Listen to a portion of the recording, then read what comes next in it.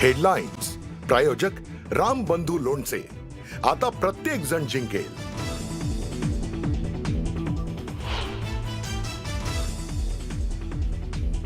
उद्धव ठाकरे राज ठाकरेंच्या भेटीला शिवतीर्थावरती ठाकरे बंधूंची बैठक. प्रचार सभा, वचननाम्यावरती होणार चर्चा.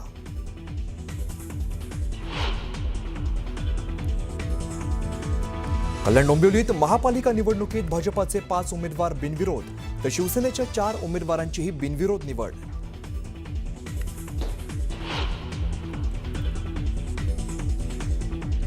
पुण्यातील भाजप उमेदवार पूजा मोरेंचा अर्ज मागे. स्थानिक पदाधिकाऱ्यांच्या दबावामुळे अर्ज मागे घेतल्याचा आरोप. अर्ज मागे घेताना मोरेंना अश्रू अनावर.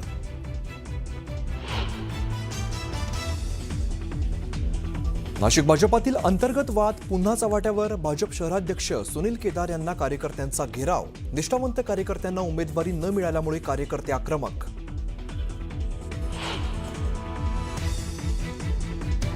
येत्या 3 जानेवारीला भाजप शिवसेनेच्या प्रचाराचा शुभारंभ. मुंबईतील वरळी डोममध्ये 3 जानेवारीला पहिली प्रचार सभा.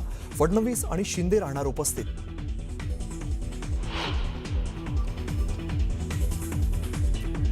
तुम्हाला पैशाचं आमिष दाखवलं जाईल, मात्र तुम्ही बळी पडू नका. मलाही आमिष दाखवण्यात आली होती, पण मी बाजूला सारली तर बोगस मतदार सापडल्यास तिकडेच फटकावून काढा. राज ठाकरेंचा उमेदवारांना कानमंत्र.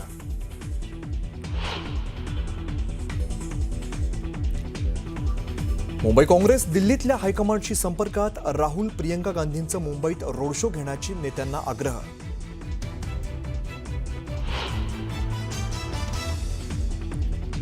कृपाशंकर सिंह यांचं विधान अनावधानानं नाही तर ती भाजपाची खेळी. ते भाजपाचे बोलके पोपट तर पैसा फेको तमाशा देखो अशी भाजपाची रणनीती. संजय राऊतांची जोरदार टीका.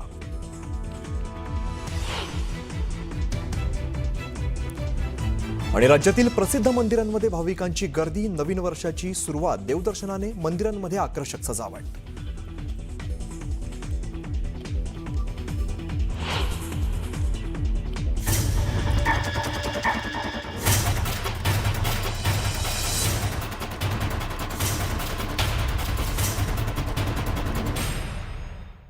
न्यूज 18 लोकमतच्या कॉटन किंग स्टुडिओमध्ये आपलं स्वागत.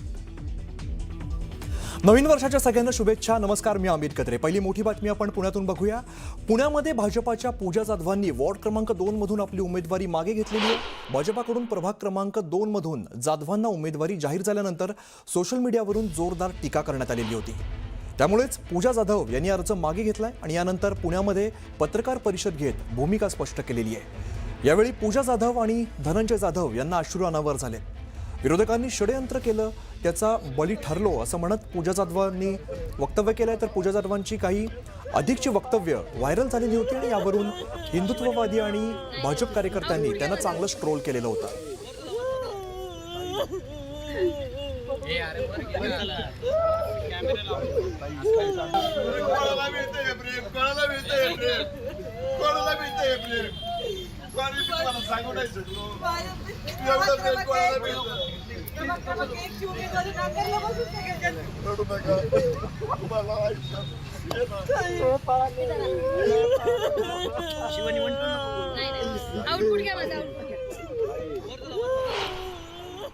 दिवस माझ्यासाठी खूप अवघड दिवस आहे.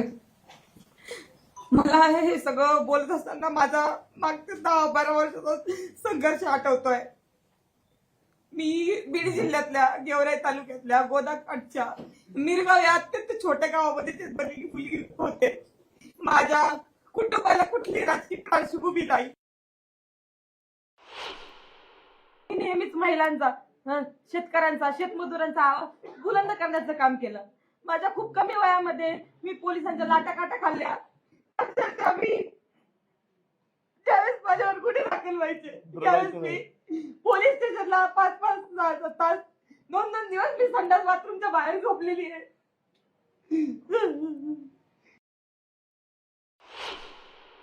क्रमांक 1 असो, क्रमांक 2 असो, माझ्या सोबत राहिलेले सगळ्यांचे आभार.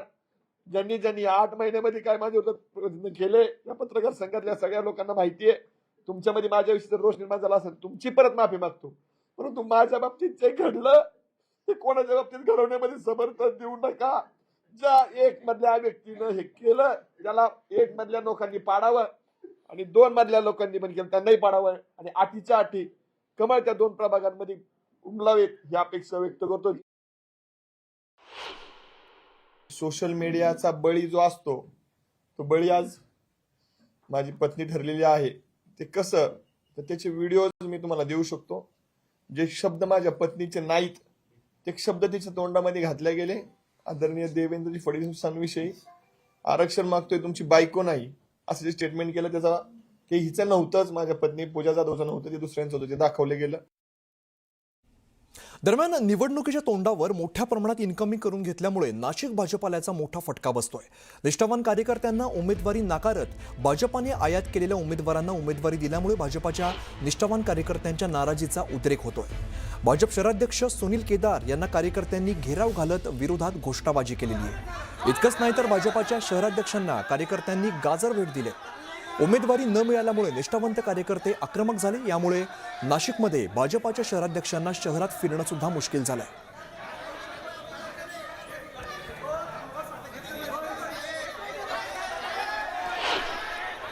जो आमच्या सगळ्या निष्ठावान कार्यकर्त्यांवर जो अन्याय झालेला आहे, नक्की पक्षाने याचा विचार करावा आणि योग्य तो न्याय त्यांनी करून द्यावा.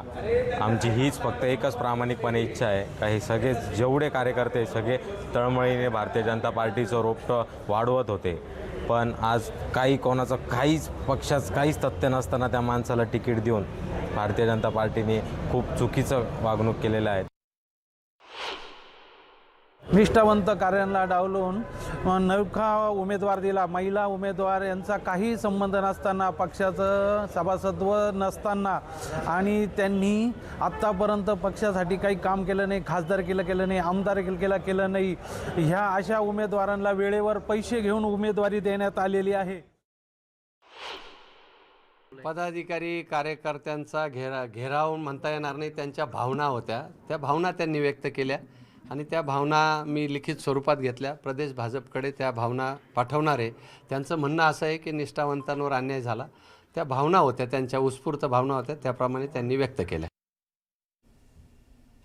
आता नाशिकमधून आपण नागपूरमध्ये जाऊया. नागपूरमध्ये भाजपाला बंडखोरीचा फटका बसलेला आहे. या बंडखोरीचा थेट परिणाम माजी महापौर अर्चना डेहनकरांच्या घरी बघायला मिळालेला आहे. पती विनायक डेहनकरांनी बंडखोरी केल्यामुळे अर्चना डेहनकरांनी पतीचं घर सोडून माहेरी भावाच्या घरी निघून गेलेले आहेत. प्रभाग क्रमांक 17मध्ये काँग्रेसमधून आलेल्या मनोज साबळेंना उमेदवारी दिल्यामुळे विनायक डेहनकरांनी बंडखोरी करत अपक्ष उमेदवारी अर्ज दाखल केला आहे. 2009 ते 2012 दरम्यान भाजपामुळे महापौर पद मिळाल्यामुळे पक्षाच्या विरोधात जाणं अर्चना डेहनकरांना मान्य नाही. त्यामुळे त्यांनी भावाच्या घरी राहूनच भाजप उमेदवाराचा प्रचार करण्याचा निर्णय घेतलाय.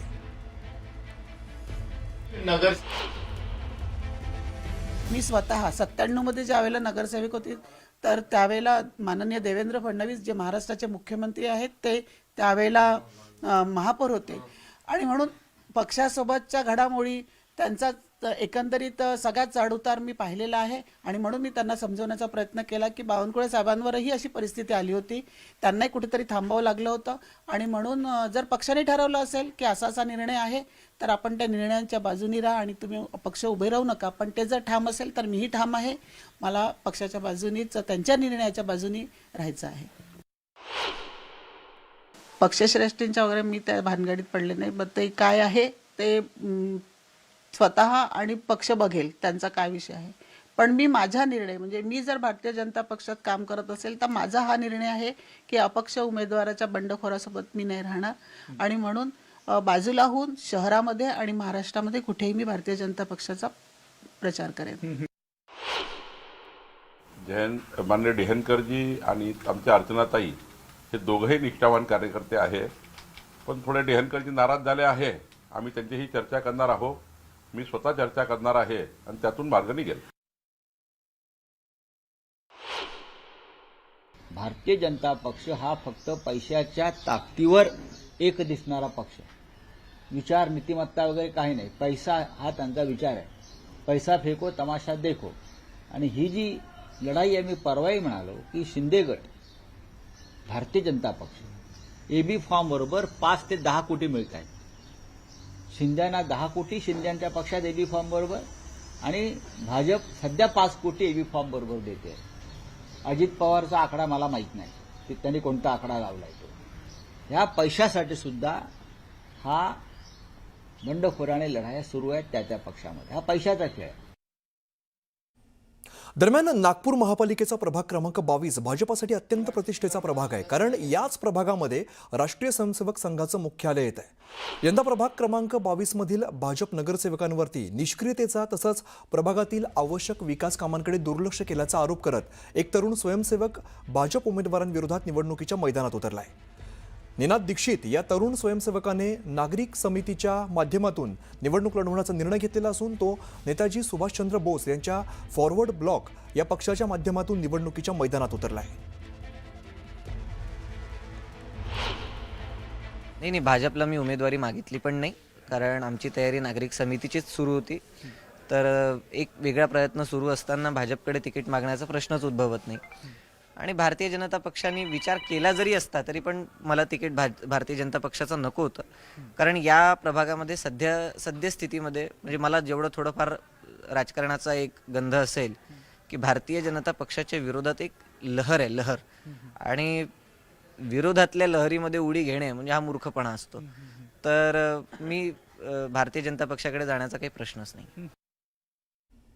पुढची महत्त्वाची बातमी आपण बघूया. कुलाब्यामध्ये विधानसभा अध्यक्ष राहुल नार्वेकर यांनी काही उमेदवारांना दमदाटी केल्याचा आरोप केला जातोय.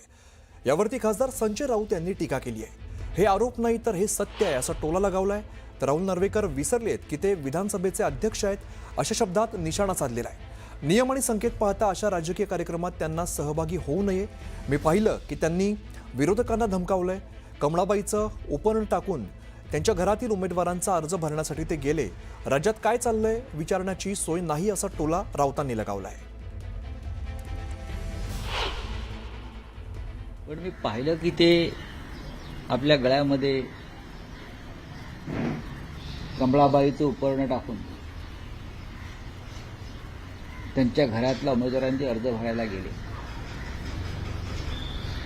म्हणजे राजकीय पक्षाच्या कार्यक्रमात ते गेले. आता हा धमक्यांचा विषय आला. विधानसभा अध्यक्ष महाराष्ट्राच्या धमक्या देतो विरोधी उमेदवारांना, दबाव आणतो प्रशासनावर. या राज्यात काय चाललंय ह्या त्या विचाराचीच सोय नाही. पूर्वी आम्ही विचारायचो कुठे नेऊन ठेवलाय महाराष्ट्र. आता महाराष्ट्र राहिलेलाच नाही. हे ठेवायचा प्रश्न येतोय कुठे. कार्यालयात 5 वाजता सगळे जेवढे आतमध्ये होते त्या सगळ्यांना घेतलं गेलं. जे वेळेत आले नाही त्यांना बाहेर ठेवण्यात आलं. त्यात भारतीय जनता पक्षाच्या पण काही उमेदवारांना आपला अर्ज भरता आला नाही. वॉर्ड क्रमांक 212च्या आमच्या उमेदवार होत्या, त्यांना त्यांचा फॉर्म भरता आला नाही. त्यामुळे मी काय स्वतःच्या पक्षाचे फॉर्म भरण्यापासून कोणाला थांबवणार आहे का? त्यामुळे हा कायदा सगळ्यांसाठी समान आहे. ज्यांना रडीचा डाव खेळायची सवय आहे ते अशा प्रकारची कारणं सादर करत असतात. दरम्यान विधानसभा अध्यक्ष राजकारणात सक्रिय झाल्याच्या मुद्द्यावरून राऊतांनी केलेल्या आरोपांना नार्वेकरांनी उत्तर दिलंय. 4 दिवसापासून पाहतो ते ज्या पद्धतीनं राजकारणामध्ये सक्रिय झालेले आहेत. यापूर्वी असं मी कधी पाहिलं नव्हतं. आमचे मनोहर जोशी लोकसभेचे अध्यक्ष होते, पण ते शिवसेनेच्या व्यासपीठावर त्यानंतर उपस्थित राहिले नाही, कारण त्यांच्यावरती संविधानिक बंधनं होती. मनोहर जोशी शिवसेनेच्या कोणत्या व्यासपीठावर मनोहर जोशी उपस्थित राहिले नाही. दत्ताजी नलावडे उपस्थित राहिले नाही विधानसभेचे अध्यक्ष म्हणून. ज्या वेळेला मी विधानसभेत अध्यक्ष म्हणून माझी भूमिका बजावत असतो त्यावेळेला मी संपूर्णपणे विधानसभेचा अध्यक्ष म्हणूनच माझं काम करत असतो. ज्या वेळेला मी माझ्या मतदारसंघात काम करत असतो त्यावेळेला मी या मतदारसंघाचा आमदार म्हणून माझ्या जनतेला न्याय द्यायचं काम करत असतो. त्यामुळे संजय राऊतांनी मला माझी जबाबदारी शिकवू नये. त्यांनी पहिली एक जबाबदार नागरिक कसा असावा याची थोडी शिकवणूक घ्यावी. भिवंडी महानगरपालिका सार्वत्रिक निवडणुकीमध्ये भारतीय जनता पार्टीने विजयाचं खातं उघडलेलं आहे. प्रभाग समिती क्रमांक 17 ब मधील भाजप उमेदवार माजी केंद्रीय राज्यमंत्री कपिल पाटील यांचे पुतणे सुमित पुरुषोत्तम पाटील हे बिनविरोध निवडून आलेले आहेत. मुख्यमंत्री देवेंद्र फडणवीस यांनी फोन करून सुमित पाटील आणि माजी केंद्रीय राज्यमंत्री कपिल पाटील यांचं अभिनंदन करत हा विजय भिवंडीतील विजयाची नांदी ठरेल अशा शुभेच्छा दिल्या. या जनतेच्या आशीर्वादाच्या मुळे त्याच्यासमोर 6 लोकांचे फॉर्म होते, 2 फॉर्म बाद झाले आणि बाकीच्यांनी माघार घेऊन सुमित पाटील यांना पुन्हा एकदा पद्मानगरमध्ये प्रभाग क्रमांक 17B मधून जनतेची सेवा करण्याची संधी दिली. त्याबद्दल या सगळ्याच सहकाऱ्यांना मी धन्यवाद देतो. लोकांनी दाखवलेला विश्वास आणि मागच्या निवडणुकीमध्ये जी निवडणूक झाली 2017ची, त्यावेळेस देखील भिवंडी शहरामध्ये सर्वात जास्त मतं ही मला मिळाली जनतेच्या आशीर्वादाने. तर आज आनंद आहे, लोकांमध्ये उत्साह आहे आणि मला आनंद होतो की आजच्या दिवशी वर्षाचा पहिला दिवस आहे आणि पहिल्याच दिवशी भारतीय जनता पार्टीने खाता हा भिवंडी शहरामध्ये खोललेला आहे. दरम्यान राज्यामध्ये महानगरपालिका निवडणुकांची रणधुमाळी सुरू झालेली आहे आणि निवडणुकीच्या प्रचाराला सुरुवात होण्याआधीच कल्याण डोंबिवली महापालिका निवडणुकीत भाजपाचे 5 उमेदवार हे विजयी झालेत. तर शिवसेनेचे 4 उमेदवार विजयी झालेत.